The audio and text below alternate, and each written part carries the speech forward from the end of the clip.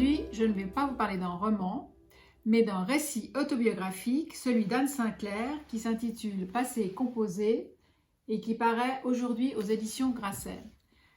Alors, c'est l'événement médiatique de ces derniers jours. Anne Sinclair a fait la une et la couverture de Paris Match, de Elle. Il va y avoir d'innombrables articles sur son livre. Et elle qui avait toujours dit qu'elle n'écrirait jamais son autobiographie, elle avait écrit des récits historiques sur sa famille et sur ses grands-parents notamment, mais elle n'écrirait jamais de récit autobiographique. La voici qui raconte sa vie. Alors, confinement oblige, peut-être que de se sentir replié sur soi comme ça, l'a poussé à réfléchir et lui a donné envie peut-être de donner sa version aussi des choses. Alors, beaucoup de gens vont peut-être acheter ce livre pour de mauvaises raisons, c'est-à-dire pour en savoir beaucoup plus sur la fameuse affaire Strauss-Kahn qui a défrayé la chronique en 2011.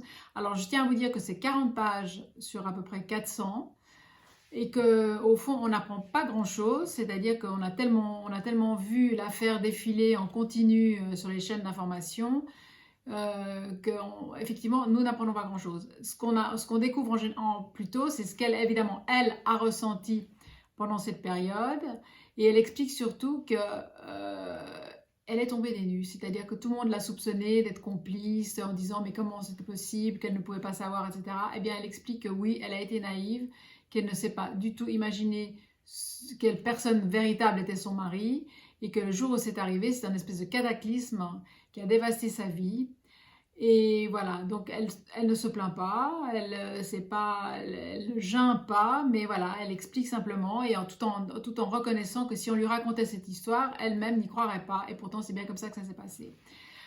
Tout le reste du livre est passionnant, je dirais presque plus intéressant. Donc elle raconte son enfance, sa jeunesse, ses débuts à Europe 1, et puis les grandes années évidemment de 7 sur 7 qui font qu'aujourd'hui encore les chauffeurs de taxi l'interpellent en lui parlant de ces fameux rendez-vous du dimanche soir où elle a accueilli la terre entière, de Gorbatchev à Patrick Bruel, en passant par Sharon Stone. C'était vraiment le rendez-vous du dimanche de la fin du week-end.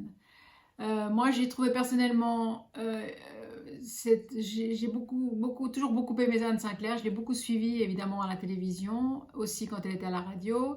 Aujourd'hui, elle anime une émission rare mais formidable qui s'appelle Fauteuil d'orchestre sur France 3. Évidemment, tout ça nous rappelle beaucoup de souvenirs. Moi, j'ai trouvé ce livre absolument passionnant.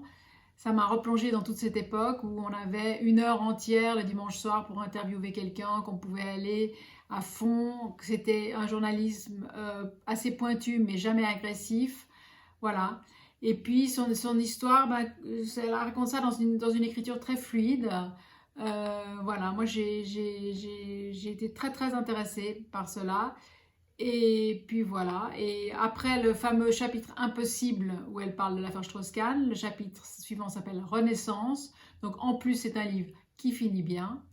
Voilà, donc je vous en souhaite bonne lecture et vous dis à bientôt.